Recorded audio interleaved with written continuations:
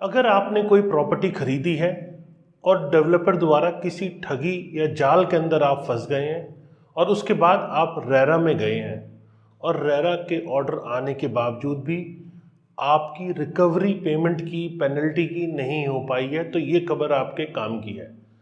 और अगर आप अभी तक नहीं फंसे हैं, ये खबर तब भी आपके काम की है, क्योंकि क्या है इस तरह की सिचुएशन में अथॉरिटी का या गवर्नमेंट का मूव, वो ये समझ में आपको इस वीडियो से ज़रूर आ जाएगा। तो अब गुजरात मॉडल जो रेरा का गुजरात में चल रहा है, उसको बाकी स्टेट्स में भी इम्प्लीमेंट करने की बात कही जा रही है, क्योंकि रिकवरी जो डेवलपर से रेरा के ऑर्डर के बाद होनी होती है, उसमें बहुत ज़्यादा देरी देखने को मिलती है।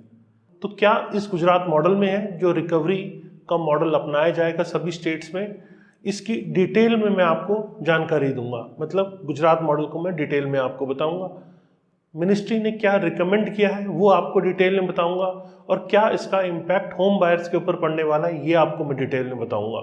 और साथ में इस एक्शन के बाद डिफरेंट स्टेट्स क्या रिस्पॉन्स दे रहे हैं ये आपको मैं बताऊंगा। तो चलिए वीडियो को शुरू करते हैं और पूरा डिटेल्ड गुजरात मॉडल को और उससे रिलेटेड इम्पैक्ट को, जो आपकी प्रॉपर्टी मार्केट के ऊपर कहीं ना कहीं असर डालता है, प्रॉपर्टी बाइंग के ऊपर या प्रॉपर्टी बाय करने के बाद जो एक्सपीरियंस है उसके ऊपर असर डालता है, इस वीडियो में मैं आपको बताऊंगा। तो चलिए शुरू करने से पहले एक बार सब्सक्राइब कर लीजिए अगर आपने सब्सक्राइब अब तक नहीं किया है। अगर आप पहली बार आ रहे हैं तो ये आपकी जानकारी के लिए बता दूं कि एक ऐसा प्लेटफॉर्म है जहां आप और हम डायरेक्ट इंटरेक्ट करते हैं और आपके इश्यूज में रेगुलर उठाता रहता हूँ। कोशिश करता हूँ कि कहीं आप फंसे ना, उससे रिलेटेड जितनी हो सके ज़्यादा से ज़्यादा जानकारी आपको मैं देता हूँ। तो ये मेरा मुहिम एक लंबा है, कोशिश है कि आप लोग के इनपुट्स को लेके मैं इसको आगे बढ़ाता रहूँ। और वीडियो अगर अच्छा लगे तो लाइक कमेंट शेयर करना बिल्कुल ना भूलें, सब्सक्राइब तो आपने कर ही लिया होगा। तो चलिए शुरू करते हैं। नमस्कार, मैं हूं Pradeep Mishra. The property Mishra show में आपका स्वागत है। यहां हम आपको प्रॉपर्टी और प्रॉपर्टी मार्केट की हकीकत बताते हैं, नो बकवास, डायरेक्ट काम की बात। चलिए शुरू करते हैं। रियल एस्टेट सेक्टर में होम बायर अपने आप को कई जगहों के ऊपर ठगा हुआ महसूस करता है। ये पहले एक ट्रेंड हुआ करता था, मतलब बिल्डर को आप जैसे फिल्मों में देखते थे कि मोटी चेन पहनी हुई है या बड़ी बड़ी गाड़ियों में घूम रहे हैं, और बायर एक आम आदमी की तरह वहाँ पर दबाव में रहता था। टाइम बदला, बहुत सारे चेंजेस आए। 1994 में रेरा की नींव रखी गई, लेकिन 20 साल के बाद रेरा 2017 में आ पाया। मतलब करीब 22-23 साल लग गए रेरा को आने में। ये एक बहुत बड़ी लंबी लड़ाई या मैं कहूँगा कोशिश के बाद रेरा इम्प्लीमेंट हो पाया। इतना लंबा समय एक रेगुलेटरी को आने में लगा, क्या इसके पीछे वजह है ये सब आप जानते हैं। इसको मैं क्या एक्सप्लेन करूं ये तो आप खुद ही समझ रहे हैं। लेकिन इतनी बड़ी लंबी समय के बाद जब रेरा आया तो क्या आप लोगों के राइट्स प्रोटेक्ट हैं, क्योंकि राइट्स को आपके प्रोटेक्ट करने की जिम्मेदारी रेगुलेटरी की होती है, और वही रियल एस्टेट रेगुलेटरी अथॉरिटी मतलब रेरा अपनी जिम्मेदारी का वहन करता है कि आपको आपके राइट्स कहीं वंचित न रह जाएं। तो इसके लिए रेरा आपके हक के लिए उसी हिसाब से चीज़ें फ्रेम करता है। तो क्या आपके हक जो वाकई में रेरा को कंसिडर करने चाहिए या केयर करने चाहिए, वो केयर हो पा रहे हैं? क्योंकि रेरा के ऑर्डर तो आ जाते हैं, इन्फोर्समेंट ऑफ ऑर्डर बहुत मुश्किल होता है। रेरा अथॉरिटी के ऑर्डर्स की इन्फोर्समेंट अगर नहीं हो पाती है तो आपका पैसा फंसा हुआ रहता है, या डिले पेनल्टी आपको नहीं मिल पाती, रिफंड नहीं मिल पाता। और धीरे धीरे आपने देखा होगा कि रेरा का डर रियल एस्टेट डेवलपर्स के बीच में ना के बराबर रह गया है। डेवलपर्स को कहीं हद तक डर ही नहीं है कि रेरा है। आप क्या सोचते हैं इसके बारे में? क्या आपको भी लगता है कि रेरा का डर रियल एस्टेट डेवलपर्स के अंदर है?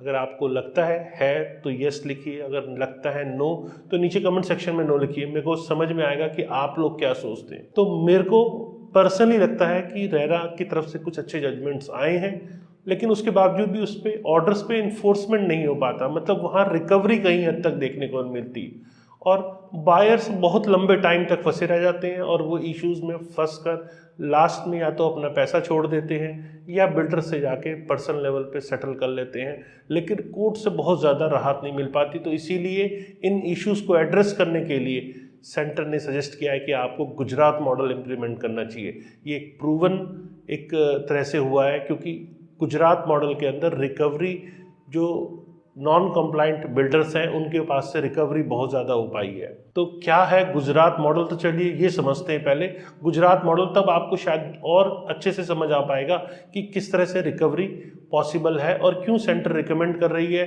कि गुजरात मॉडल को इम्प्लीमेंट किया जाए। गुजरात मॉडल के अंदर रेरा एक तरह से अपॉइंट करता है डेडिकेटेड ऑफिसर, जो कि अथॉरिटी उनको होती है कि वो एग्जीक्यूट करे वारंट ऑर्डर्स को। ये ऑफिसर्स एक तरह से प्रॉपर्टी अटैच करके, मतलब उन प्रोसीडिंग्स को आगे बढ़ाने के लिए प्रॉपर्टी अटैच करते हैं और ये इंश्योर करते हैं कि कंप्लाइंस, पेनल्टी, इंटरेस्ट पेमेंट, इन सब चीज़ की रिकवरी हो पाए। तो ये गुजरात मॉडल है। ये डिफरेंट स्टेट्स के अंदर बहुत ज़्यादा देखने को नहीं मिल रहा है, लेकिन हाँ कुछ स्टेट्स ने वाकई में बहुत अच्छा काम करके दिखाया है। जो डेवलपर्स रेरा से नहीं डर रहे थे, वहाँ पर भी रेरा का डर दिखने लगा है, लेकिन अभी भी बहुत सारे स्टेट्स के अंदर ये नहीं दिख रहा है। तो गुजरात मॉडल के अंदर प्रॉपर्टी को अटैच करके कंप्लाइंस, पेनल्टी और इंटरेस्ट पेमेंट के लिए गुजरात मॉडल को इम्प्लीमेंट करने के लिए डिफरेंट स्टेट्स को कहा गया है। इसमें रिकमेंड क्या करती है मिनिस्ट्री की रिकमेंडेशन है कि डिफरेंट स्टेट एक डेजिग्नेटेड एडिशनल कलेक्टर, मजिस्ट्रेट या फिर कलेक्टर को as a revenue recovery officer appoint करें और वो इन्फोर्स करे कि ऐसे मेजर्स लिए जाएं, पर्टिकुलरली डिस्ट्रिक्ट्स के अंदर जहां बहुत ज़्यादा बैकलॉग्स इकट्ठा हो गया है। तो रेवेन्यू रिकवरी ऑफिसर जो डेजिग्नेटेड होगा वो उन रिकवरीज को प्रॉपर तरीके से एग्जीक्यूट करा पाए। हो यही रहा है कि रेरा के ऑर्डर आने के बाद जब एग्जीक्यूशन नहीं होता तो ये बहुत बड़ा सेटबैक होता है और बायर्स का ट्रस्ट भी धीरे धीरे रेगुलेटरी पे से उठ जाता है, जिस हिसाब से डिफरेंट रेगुलेटरीज इस टाइम पे चल रही है। मैं इंश्योरेंस सेक्टर की बात करता हूँ, तो इंश्योरेंस सेक्टर में भी रेगुलेटरी बहुत अच्छा परफॉर्म कर रही है, क्योंकि रियल एस्टेट एक तरह से डेवलपर, पॉलिटिशियंस, ब्यूरोक्रेट्स के बीच में एक नेक्सस की तरह काम करता है, इसीलिए बहुत ज़्यादा यहाँ रेगुलेटरी भी काम नहीं कर पा रही। तो अगर इस तरह से काम किया जाए, रिकवरी वारंट ऑर्डर के अगेंस्ट में हो, मतलब रिकवरी मैक्सिमम डेवलपर से होगी, तब कहीं हद तक वो डर होगा। और डर के कारण ही आप अक्सर जाते हैं कि सड़क पे जब आप जा रहे होते हैं, आपको पता है कि चालान कट जाएगा, तो आप ड्राइव सेफ और सिक्योर करते हैं। तो वही केस यहाँ पर भी है। अगर पेनल्टीज रिकवरी होंगी, प्रॉपर्टी अटैच होगी, तब कहीं हद तक रेरा का डर कायम होगा और लोग गलत काम ही नहीं करेंगे। तो गलत काम ना हो, उसके लिए ये एक तरह से रिकमेंडेशन है मिनिस्ट्री की, आपको गुजरात मॉडल के तहत पे प्रॉपर रेवेन्यू रिकवरी ऑफिसर सभी स्टेट्स के अंदर अपॉइंट करने चाहिए और रिकवरी के ऊपर ज़्यादा फोकस करना चाहिए, ऑर्डर की इन्फोर्समेंट पे फोकस करना चाहिए। इम्पैक्ट ऑन होम बायर्स, क्या होम बायर पे इम्पैक्ट पड़ने जा रहा है, ये भी आपके लिए समझना ज़रूरी, क्योंकि गुजरात मॉडल तो आ गया, रिकवरी के लिए अथॉरिटीज़ भी सेट हो गई, रेवेन्यू ऑफिसर्स भी सेट होंगे, लेकिन बायर्स को कैसे इम्पैक्ट करेगा? सबसे बड़ी समस्या ही यही है कि lack of enforcement RERA orders के जो है, ये एक मेजर कंसर्न बना हुआ है। पूरे अक्रॉस इंडिया के अंदर बहुत ज़्यादा रेरा आने के बावजूद भी मार्केट के अंदर उतना कॉन्फिडेंस नहीं आया है जितना कॉन्फिडेंस आ सकता था। लेकिन हाँ, बहुत ज़्यादा फ़र्क पड़ा भी है। मैं ये नहीं कहूँगा कि फ़र्क नहीं पड़ा है, लेकिन और ज़्यादा फ़र्क पड़ सकता था। तो यहाँ पर इन्फोर्समेंट अगर रेरा ऑर्डर्स की होगी तो बहुत सारे जो रिफंड के डिस्प्यूट हैं, जहाँ फेवरेबल जजमेंट भी रेगुलेटरी अथॉरिटीज़ के थ्रू आ गया है, वहाँ पे कहीं हद तक रिकवरी हो पाएगी। और गुजरात मॉडल के एडॉप्टेशन से स्टेट मच नीडेड रिलीफ जो होम बायर्स को चाहिए वो दे पाएगा, क्योंकि जब रिकवरी होगी डिले पेनल्टी की या प्रॉपर्टी रिफंड की, तभी कहीं हद तक बायर्स के अंदर भी कॉन्फिडेंस जगेगा और रियल एस्टेट मार्केट इससे और अच्छी होगी। कई बार लोगों को लगता है कोई नई चीज़ आई है तो शायद दबाव पड़ेगा, तो ये सिस्टम ख़राब हो जाएगा, लेकिन ऐसा नहीं होता। शुरू में ज़रूर एडजस्ट होने में थोड़ा टाइम लगता है, जैसे जीएसटी आया तो एडजस्ट करने में थोड़ा सा टाइम लगा, लेकिन आज जीएसटी बहुत अच्छे से इंडिया के अंदर इम्प्लीमेंट हो चुका है। तो उसी प्रकार से रेरा 2017 में आया, आज हम 2024 में बैठे हुए हैं, लेकिन अभी भी बहुत ज़्यादा कंफर्ट होम बायर्स को नहीं आया है। तो ये मॉडल वाकई में, जो मेरे को पर्सनली लगता है कि अगर इस पर सही ढंग से काम किया जाए तो ये बायर्स के लिए बहुत ज़्यादा फायदे का सौदा हो सकता है और रियल एस्टेट मार्केट में ट्रांसपेरेंसी लेकर आ सकता है, तो जिससे गलत काम करने वाले डेवलपर्स मार्केट से वाइप आउट हो सकते हैं और अच्छे डेवलपर्स को काम करने के लिए अच्छी मार्केट मिल सकती है। क्या कहते हैं इसके ऊपर डिफरेंट स्टेट्स, ये भी समझ लेते हैं। स्टेट्स जैसे कि तमिलनाडु, महाराष्ट्र ने इस सेंटर के इनिशिएटिव को वेलकम किया है और ये कहा है कि वाकई में एक स्ट्रॉन्ग इन्फोर्समेंट मैकेनिज्म की ज़रूरत थी। और होम बायर्स के बारे में भी कहूँ मैं तो होम बायर्स ने भी बहुत ज़्यादा ये कहा है कि ऐसे मेजर्स आने चाहिए। इससे होम बायर्स को प्रोटेक्ट करने की इम्पोर्टेंस के ऊपर काफ़ी बल मिलेगा और एम्फसाइज होगा कि मैक्सिमम बायर्स के जो मनी रिफंड या डिलेड पेनल्टी है वो कहीं हद तक उनको मिल पाए। और अगर हम उत्तर प्रदेश रेरा की बात करें तो उसने ऑलरेडी काफ़ी अच्छे स्टेप्स उठाए हैं और रिकवरी जो है डेवलपर्स के साथ में उसमें काफ़ी अच्छा प्रोग्रेस भी देखने को मिला है। 2012 से 2014 के बीच में जो प्रोजेक्ट्स लॉन्च हुए उसमें करीब करीब 800 करोड़ की रिकवरी देखने को मिली, तो ये एक पॉजिटिव साइन है यूपी रेरा का। मैं यहाँ इसकी तारीफ भी करूँगा।